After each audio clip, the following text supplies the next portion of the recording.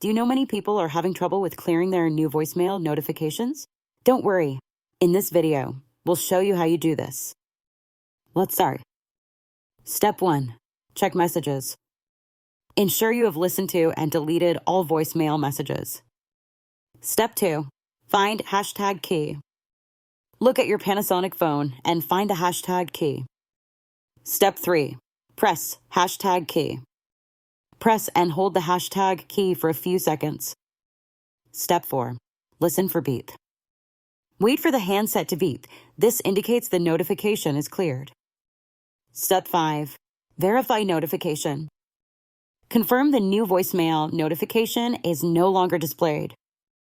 Now you know how to clear that pesky voicemail notification from your Panasonic phone. Still need help?